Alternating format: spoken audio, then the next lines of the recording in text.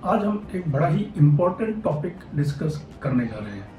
ये ज़्यादातर मेरे से ये सवाल लोगों ने पूछा है कि क्या कीमोथेरेपी ही अंतिम इलाज है ब्रेस्ट कैंसर में।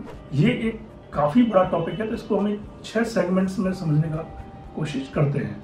सेगमेंट एक, पहले सेगमेंट में हम कीमोथेरेपी के रोल को समझते हैं। तो दोस्तों, कीमोथेरेपी ब्रेस्ट कैंसर में डिफरेंट स्टेजेस में डिफरेंट तरीके से दी जाती है।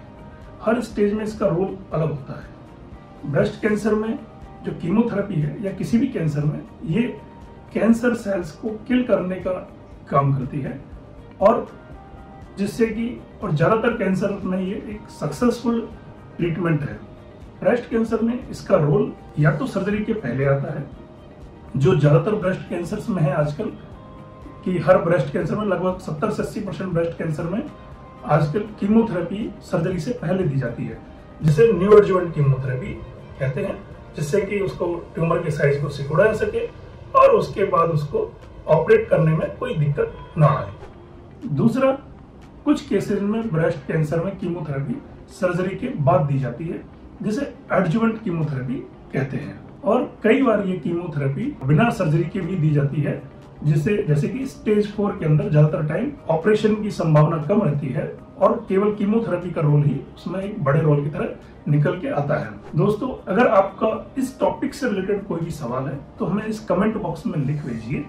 जो भी अवेयरनेस के रिगार्डिंग टॉपिक क्वेश्चन आएगा उसका मैं पर्सनली जवाब दूंगा। इसके अलावा जो तीसरा ऑप्शन है वो है रेडियोथेरेपी।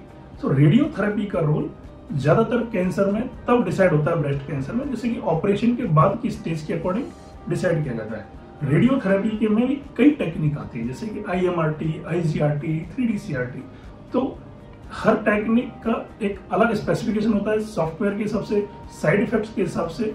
तो उसका स्पेसिफिकेशन आपको जरूर रेडिएशन ऑन्कोलॉजी उस समय डिस्कस करना चाहिए।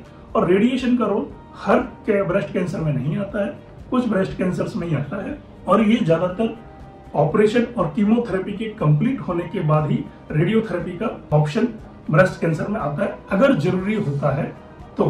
तीसरा हमारा जो पार्ट है हार्मोन थेरेपी। हार्मोन थेरेपी जो है ब्रेस्ट कैंसर में hormone receptor positive breast cancer में काम आती है। ब्रेस्ट कैंसर में मुख्यतः 2-3 ड्राइवर होते हैं, उनमें एक हार्मोन एक ड्राइवर है। अगर मालूम चलता है कि टेस्टिंग करने पे कि hormone is the main driver, तो उस केस में हार्मोनल थेरेपी का रोल ब्रेस्ट कैंसर में आता है। खासकर अगर ये स्टेज 1, 2, 3 में हो रहा है, जैसे कि ऑपरेशन जिसमें प्लान है, तो उसमें कीमोथेरेपी खत्म होने के बाद या ऑपरेशन के बाद हार्मोन थेरेपी का रोल आता है, यानी कि कीमोथेरेपी कंप्लीट हो जाती है तब। उसके अलावा हमारे पास जो टारगेटेड थेरेपी की ज्यादातर ऑप्शन कौन से हैं, जैसे कि trastuzumab, Enhertu, TDM1, lapatinib, so many options to hit the HER2 in breast cancer we have.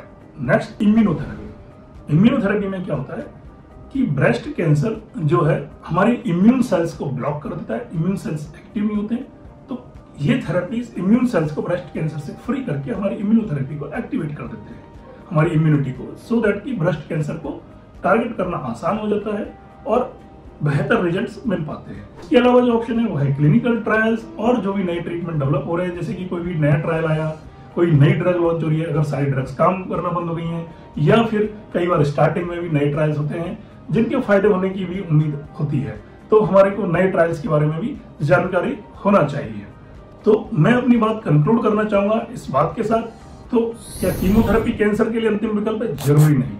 हालांकि यह कैंसर के खिलाफ लड़ाई में हमारा एक महत्वपूर्ण हथियार है, हमको इसको भूलना नहीं चाहिए और इसको अवॉइड नहीं करना चाहिए। लोग कुछ साइड इफेक्ट्स की वजह से इसको अवॉइड करते हैं, जो कि एक अच्छी बात नहीं है, क्योंकि ये हमारा सर्वाइवल एडवांटेज बढ़ाती है। आपको डॉक्टर से डिस्कस करना चाहिए कि और क्या ऑप्शन दिए जा सकते हैं और क्या बेस्ट ऑप्शन है, क्योंकि कई बार कीमोथेरेपी एकमात्र बेस्ट ऑप्शन होता है। प्रत्येक रोगी की जर्नी एक यूनिक होती है और सर्वोत्तम उपचार उनकी विशिष्ट आवश्यकताओं के अनुरूप होता है।